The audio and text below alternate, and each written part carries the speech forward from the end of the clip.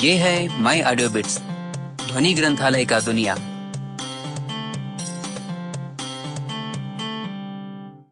ये माई audio bits का एक उपन्यास है, लुटेरों का टीला। लेखक रवि रंजन गोस्वामी। पुस्तक के लिए जो आवाज दी है वो है मोहम्मद अतीक। लुटेरों का टीला चंबल, एक लघु उपन्यास, रवि रंजन गोस्वामी। ये लघु उपन्यास पूर्णतः काल्पनिक है। इसके सभी पात्र, संस्थाएं और घटनाएं लेखक की कल्पना से गढ़ी गई हैं। लुटेरों का टीला भी एक काल्पनिक स्थान है। इसको लिखने का उद्देश्य पाठकों का मनोरंजन है। लेखक समर्पण केश और दिविता। चंबल क्षेत्र की प्रतिस्पर्धा, राजनीति, रंजिश और खून खराबे के वातावरण से अलग दूर दराज चंबल के इलाके में एक गांव था, लुटेरों का टीला। सबसे अलग डाकू वहां भी बसते थे, लेकिन वो अलग ही थे।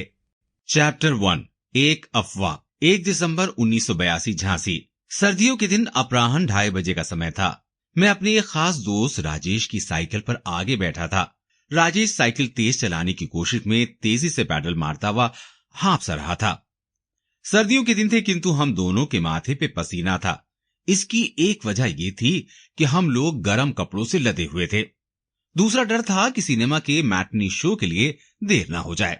तीसरा और सबसे महत्वपूर्ण कारण, जिससे हम आशंकित भी थे और उत्तेजित और उत्सुक भी थे, वो ये कि फूलन देवी इलाइट सिनेमा में बुर्का पहनकर पिक्चर देखने आने वाली थी। ऐसी अफवाह हमने सुनी थी।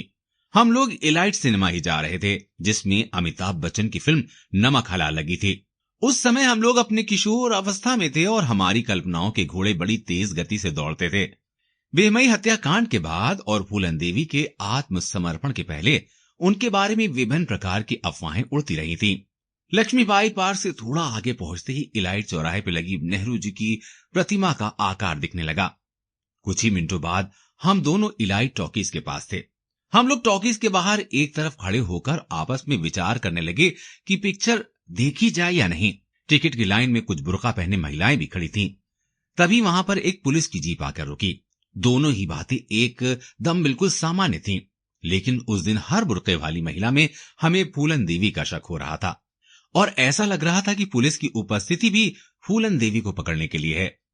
अपराधियों और पुलिस की मुठभेड़ों के रोमांचक किस्से हमने पत्र पत्रिकाओं में पढ़ रखे थे।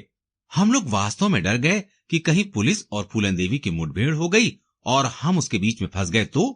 हम लोगों की वहां पिक्चर देखने की हिम्मत नहीं हुई। हम लोगों ने वहां से थोड़ी दूर स्थित नटराज सिनेमा हॉल में एक दूसरी फिल्म देखने का निर्णय लिया। फरवरी 1983 में फूलन देवी ने आत्मसमर्पण कर दिया। तब फूलन देवी के बारे में अफवाहों का सिलसिला खत्म हुआ। अब उनके जीवन और अतीत के बारे में लोगों को अधिक जिज्ञासा थी। जिज्ञासा मुझे भी थी। मैं फूलन देवी को देखना चाहता था, क्योंकि अखबारों में हमेशा उन्हें दस्यु सुंदरी या डाकू रानी संबोधित किया गया था। समर्पण के बाद पहली बार फूलन देवी की फोटो अखबार में छपी। फोटो में एक कमसिन सी छोटी कद की लड़की पैंट शर्ट पहने, हाथ में बंदूक लिए, माथे पे कपड़े की पट्टी बांधे। हमें थोड़ा रोमांच भी हुआ और आश्चर्य भी कि इसने अपने साथ हुई ज्यादतियों का बदला लेने के लिए 20 आदमियों की एक साथ हत्या कर दी। पहले फूलन देवी की एक डरावनी शक्ल कल्पना में थी। हालांकि मीडिया उसे दस्यु सुंदरी लिखा करता था। फूलन के समर्पण के बाद कुछ समय शांति रही। थोड़े समय बाद चंबल के बीहड़ों में वर्चस्व का नया संघर्ष प्रारंभ हुआ। फूलन को मिली शोहरत, सुविधाएं, सहानुभूति और राजनीतिक सहयोग देखकर कुछ दस्यु और दस्यु सुंदरियां कुछ बड़ा कर गुजरने की सोचने लगीं। चैप्टर 2, 7 वर्ष के बाद। मैं बुंदेलखंड विश्वविद्यालय झांसी से प्रथम श्रेणी में स्नातक की उपाधि ग्रहण करने के पश्चात भारतीय सिविल सर्विस की प्रतियोगी परीक्षा की तैयारी करता रहा।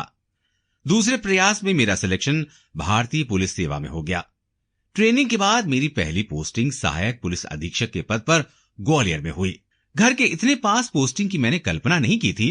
मैं खुश था, लेकिन मुझे दस्यु उन्मूलन अभियान में लगा दिया गया। इससे मेरा परिवार खुश नहीं था। मेरे परिवार के सदस्य मुझ पर प्रशासनिक सेवा के लिए प्रयास करने के लिए जोर डालने लगे। मेरा खुद का लक्ष्य भी प्रशासनिक सेवा ही था, लेकिन इस बात का जरा भी अंदाजा नहीं था कि इतना समय मिलेगा कि क्या मैं पढ़ सकूं। खैर, पहले तो मेरी ड्यूटी थी, उसे निभाना था। Sample complete. Ready to continue?